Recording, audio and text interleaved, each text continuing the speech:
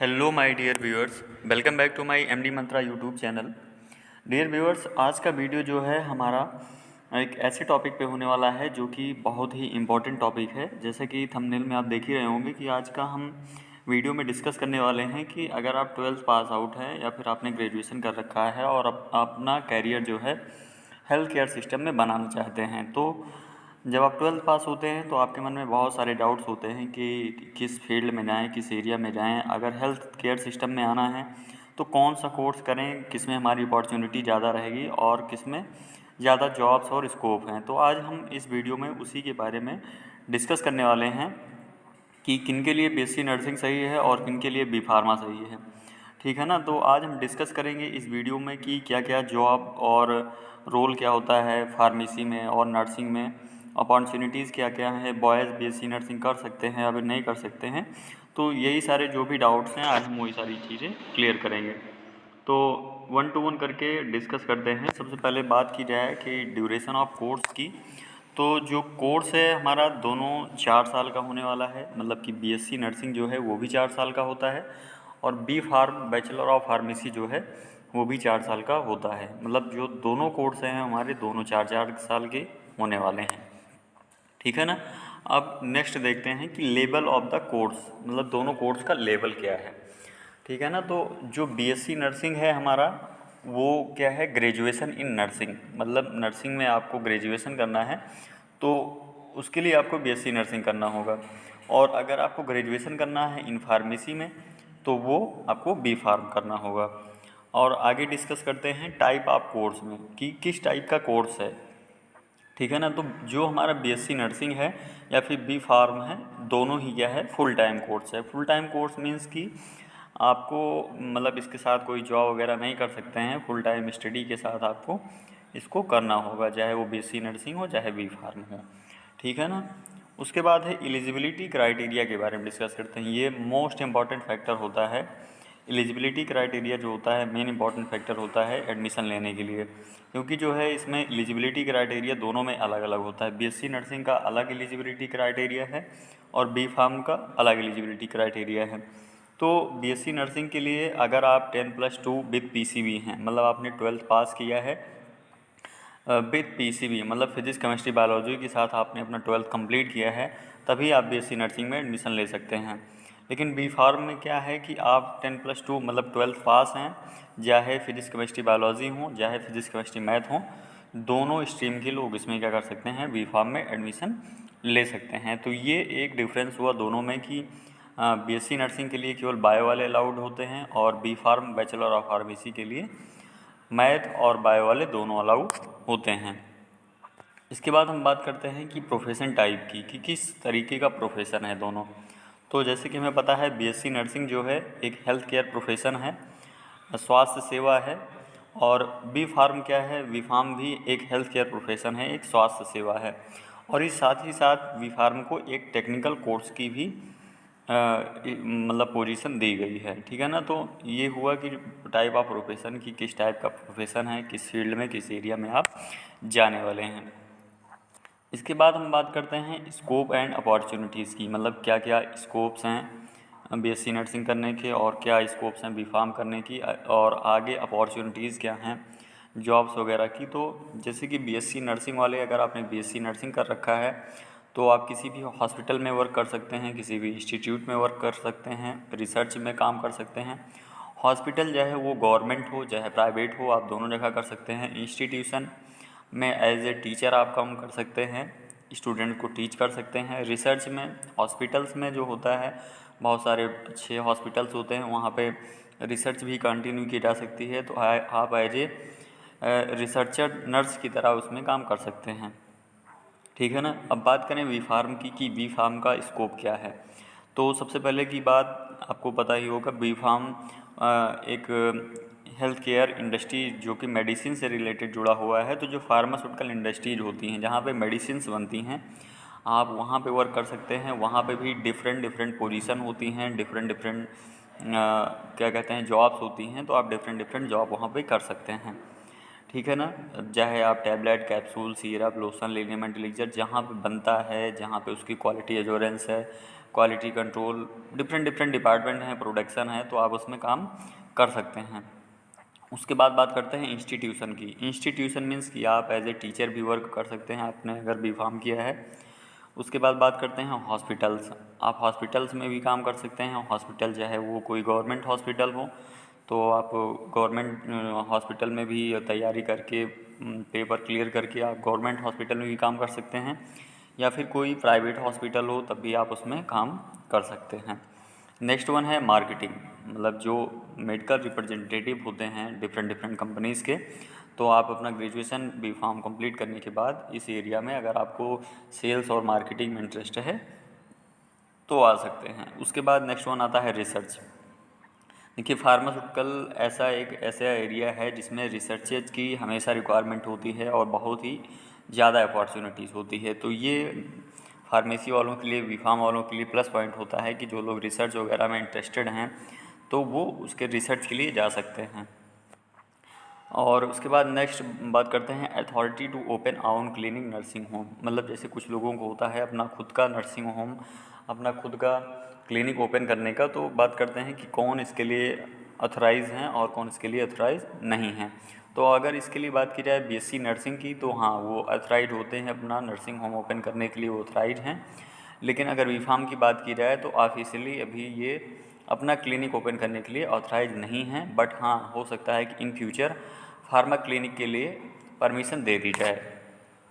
ठीक है ना। आगे हम बात करते हैं बिजनेस अपॉर्चुनिटीज़ की, कि बिजनेस अपॉर्चुनिटीज़ क्या हैं। कि जैसे कि कुछ लोगों को होता है अपना खुद का बिजनेस करना है B.Pharm करने के बाद या फिर हेल्थ केयर में कोई कोर्स करने के बाद, तो B.Sc नर्सिंग की बात करते हैं तो इसमें कोई भी बिजनेस अपॉर्चुनिटीज़ नहीं होती हैं। आप कोई बिजनेस नहीं कर सकते हैं, आप केवल हॉस्पिटल्स, इंस्टीट्यूशन, जो भी चीज़ें प्रीवियसली डिस्कस की गई हैं वहीं पे जॉब कर सकते हैं या फिर खुद का नर्सिंग होम ओपन कर सकते हैं, लेकिन बिजनेस स्टार्ट नहीं कर सकते हैं।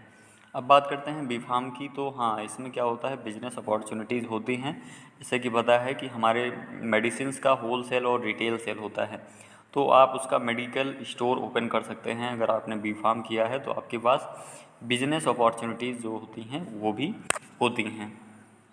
अब बात करते हैं गवर्नमेंट जॉब अपॉर्चुनिटीज़ के बारे में, कि गवर्नमेंट जॉब अपॉर्चुनिटीज़ किस में होती हैं, किस में नहीं होती हैं। तो अगर बात की जाए B.Sc नर्सिंग की या B.Pharm की, तो गवर्नमेंट जॉब दोनों में होती हैं, हमेशा टाइम टू टाइम वैकेंसीज आती रहती हैं। लेकिन अगर कंपैरिजन किया जाए दोनों के बीच में कि किस में ज़्यादा आती है, B.Sc नर्सिंग में या फिर B.Pharm में, तो गवर्नमेंट जॉब की जो चांसेस हैं वो B.Sc नर्सिंग में ज़्यादा होते हैं, क्योंकि उसमें वैकेंसीज़ टाइम टू टाइम और काफ़ी आती रहती हैं। बल्कि B.Pharm में थोड़ा गवर्नमेंट जॉब में वैकेंसीज़ कम आती हैं या फिर लेट आती हैं। ठीक है ना। तो ये B.Sc नर्सिंग के लिए एक प्लस पॉइंट होता है कि अगर आप गवर्नमेंट जॉब ही करना चाहते हैं तो आप B.Sc नर्सिंग कर सकते हैं। अभी हम आगे डिस्कस करेंगे और बहुत सारी चीज़ें, जैसे कि पोस्ट इन हॉस्पिटल की B.Sc नर्सिंग वाले की और B.Pharm वाले की क्या पोस्ट होती है। तो ठीक है ना, जैसे कि अगर आपने B.Sc नर्सिंग कर रखा है तो आपकी हॉस्पिटल में जो पोस्ट रहेगी नर्स की रहेगी, या फिर उसे नर्सिंग ऑफिसर बोला जाता है। अगर आपने B.Pharm किया है तो आपकी पोस्ट रहेगी फार्मासिस्ट की, उसे फार्मेसी ऑफिसर भी बोला जाता है। ठीक है ना। तो ये हुआ पोस्ट के बारे में कि हमारे हॉस्पिटल्स में क्या क्या पोस्ट रहेंगी। उसके बाद हम बात करते हैं relation with patient in hospital. मतलब आपका जो रिलेशन है पेशेंट के साथ कैसा रहेगा, आप डायरेक्ट कांटेक्ट में रहेंगे कि इनडायरेक्ट कांटेक्ट में रहेंगे। तो सबसे पहले हम बात करते हैं B.Sc नर्सिंग की। तो जो B.Sc नर्सिंग वाला पर्सन रहेगा वो, जैसे कि पता है कि नर्सेज जो होती हैं वो पेशेंट के डायरेक्ट कांटेक्ट में होती हैं, मतलब उनकी केयर करना, उनकी सारी चीज़ें डाटा कलेक्ट करना और दवाएं वगैरह देना, टाइम टू टाइम इंजेक्शन देना। तो ये सारी चीज़ें इस तरह क्या होता है, नर्सेज जो होती हैं डायरेक्ट कांटेक्ट में होती हैं। अब वहीं बात की जाए अगर B.Pharm वाले फार्मासिस्ट की, तो उसका क्या रोल होता है, क्या रिलेशन होता है। उसका काम ड्रग डिस्पेंसिंग में और ड्रग डिस्ट्रीब्यूशन में होता है। तो जब मेडिसिन दी जाती है, बांटी जाती है, तब वहाँ पे इसका रोल आता है। या फिर पेशेंट काउंसलिंग के समय, जब बहुत बड़े हॉस्पिटल होते हैं या फिर क्लिनिक्स होते हैं, तो वहाँ पे पेशेंट काउंसलिंग के लिए भी फार्मासिस्ट अपॉइंट किए जाते हैं। ठीक है ना। तो ये डिफरेंस हुआ कि किस तरह पेशेंट के कांटेक्ट में आएंगे ये दोनों पोस्ट वाले। उसके बाद है स्टडी फोकस, मतलब कि B.Sc नर्सिंग में क्या पढ़ना होता है मेनली और B.Pharm में मेनली क्या पढ़ना होता है। तो अगर बात की जाए B.Sc नर्सिंग की, तो उसमें मेनली आपको मेन फोकस करना होता है पेशेंट केयर पे, मतलब मेन स्टडी का गोल क्या है ये मैं बताना चाहता हूँ कि उसमें पेशेंट केयर से रिलेटेड मतलब कि सारी चीज़ें, एनाटॉमी, फिजियोलॉजी और क्या कहते हैं सारी चीज़ें, फार्माकोलॉजी भी रहता है, चाइल्ड से रिलेटेड रहता है, सारी चीज़ें रहती हैं। और अगर बात की जाए वी फार्म की, तो वी फार्म में भी हमारा मेन टारगेट जो होता है मेडिसिन का होता है। इसमें भी बहुत सारे लगभग मोर देन 40-35 सब्जेक्ट्स होते हैं। और जैसे कि पता ही है कि बी फार्म जो है मेडिसिन से रिलेटेड है, तो इसका मेन टारगेट क्या होते हैं, मेडिसिन होती हैं। ठीक है ना। तो ये हुआ स्टडी फोकस के बारे में कि मेन टारगेट क्या होता है इसमें सब्जेक्ट्स जो रहते हैं उनका। उसके बाद बात की जाए कि रोल इन रिसर्च।